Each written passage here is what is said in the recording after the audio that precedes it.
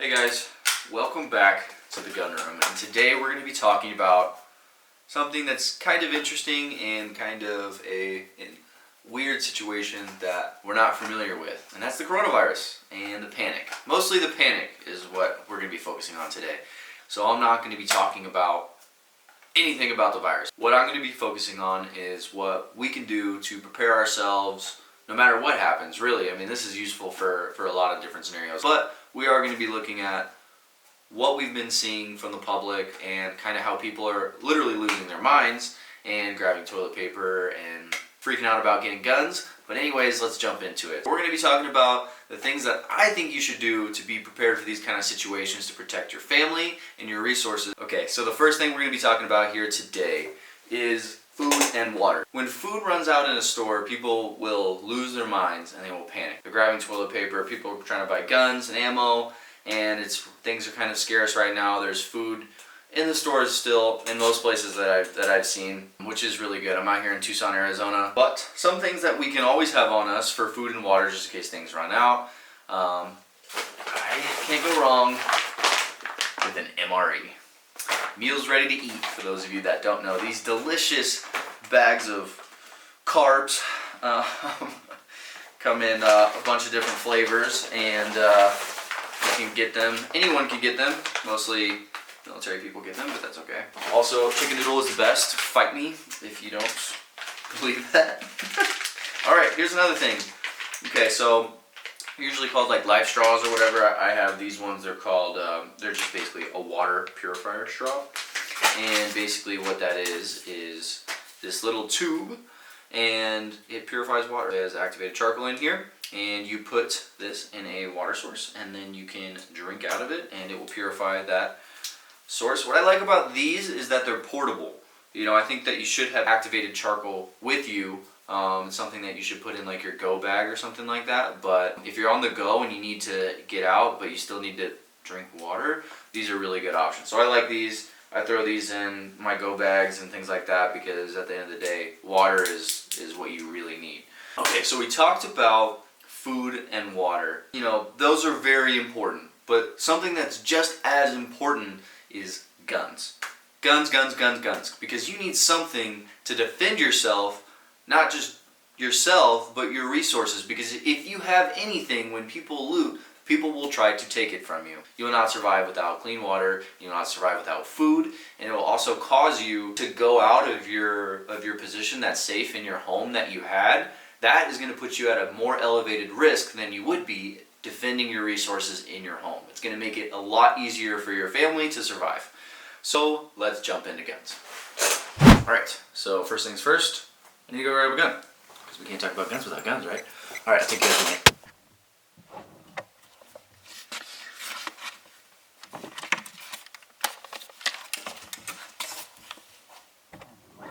Alright, we are back with guns. Here we go. A gun for right now.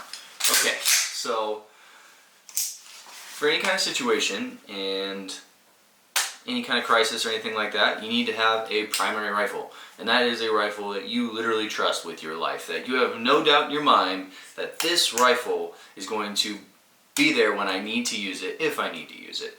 This is my rifle setup that I literally trust with my life.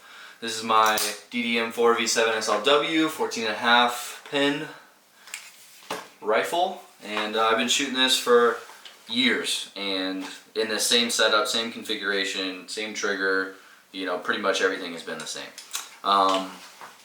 And I love it.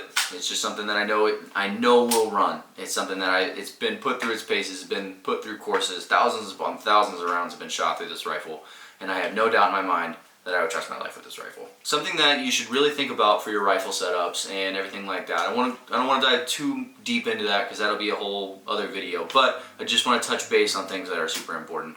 You do need iron sights. Iron sights are important. Yeah, these holographic sights and red dot sights, they're going to help, but something that's also super important is some kind of light control system or light that is on your gun. Right here I'm running an LCS from Cloud Defensive. This is their HLX combo. Been running it forever. It's very intuitive. It's really easy to grab, and it's a solid light setup. And I know the light works. So the other thing is that you need to make sure your batteries are charged and have extras. So if you are going to go out and need to do anything, then you need to make sure that your batteries are ready to go. Yeah, so that is primary rifle. So now we're going to go to secondary rifle. This is my Canadian Defense Mark 18 rifle with a 9-point T2 and a Cloud Defensive OWL.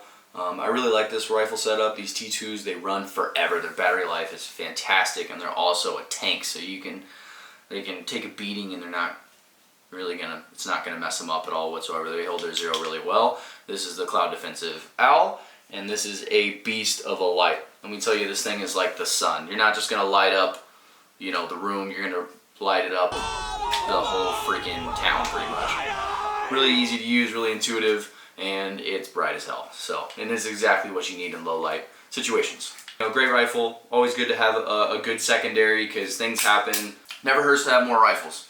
Then you also need a good primary pistol. This is my Glock 19X. This is like the same thing as my Canadian Defense 14.5.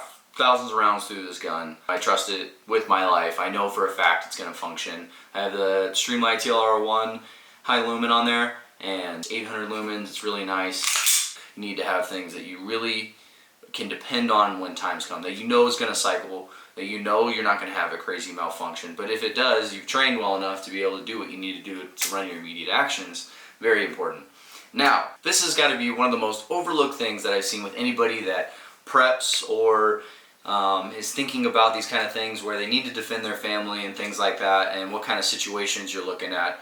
The number one thing that I see is that mags aren't loaded. They have thousands and thousands of rounds in their ammo cases and everything like that, and they're not loaded.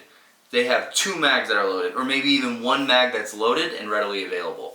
That's kind of something that's just so easily overlooked. You think you're so confident, you're like, I got 1,000 rounds, I'm good to go. No, you're not good to go, because do you know how long it takes to pack a mag under stress? You don't want to be doing that. That's how you die. So, you know, pack your 30 rounders, pack your 60 rounders, pack your drums, pack every little mag that you have, and make sure that it's ready to go.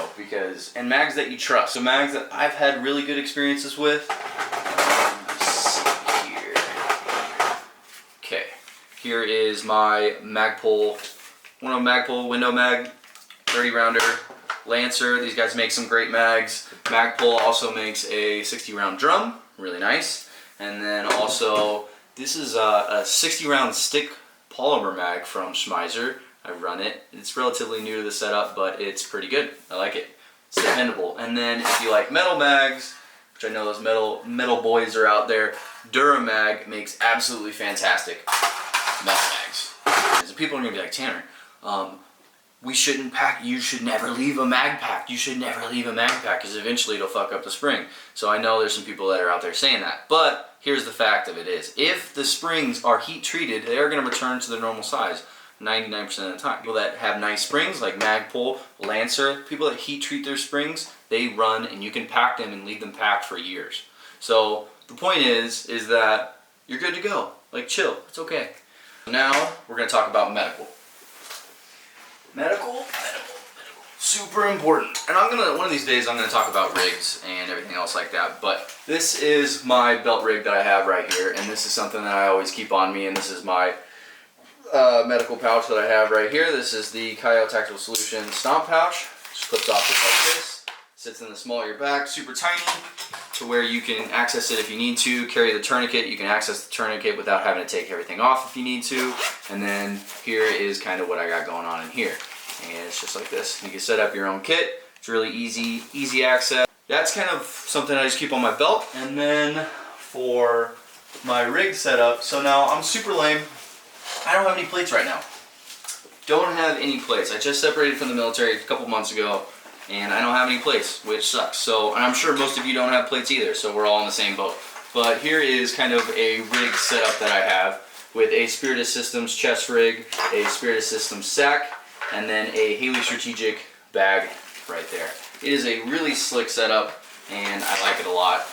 Basically, this is something I can grab and I can be like, okay, I need access to ammo. Yeah, I don't have plates, but at the end of the day, if you have access to ammo, it's gonna help you. You can set up, I'll go over rigs and other stuff like that later, but that's kind of like, if I went into that and how I set everything up, it would be like a 30-minute video. I'm trying to keep this short.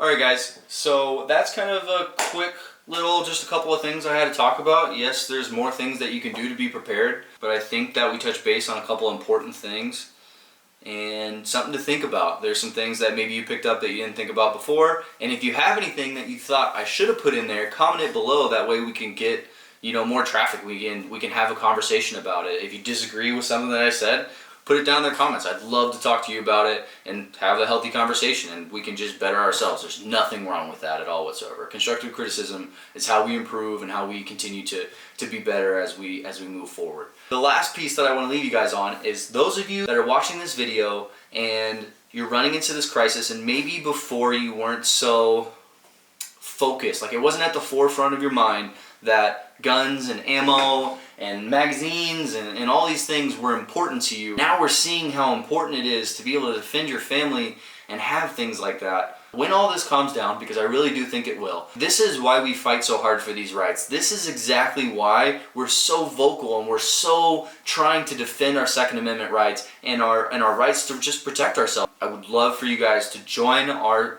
fight and join our side and be like, hey, like, you know, we need to protect these rights, because I saw how important it was during the coronavirus panic that people were losing their minds. Be prepared. I'm not saying it's going to take a turn for worse, but if it does, these are some things that you can do to help you and your family out. Alright guys, well, I got no really great way to end this, so I hope you guys liked the video. If you did, throw a like down there, comment, and subscribe for more videos down the road. We're going to be doing some more fun stuff and talking about some great things. If you have any suggestions, leave it down below, and I'll see you guys on the next one.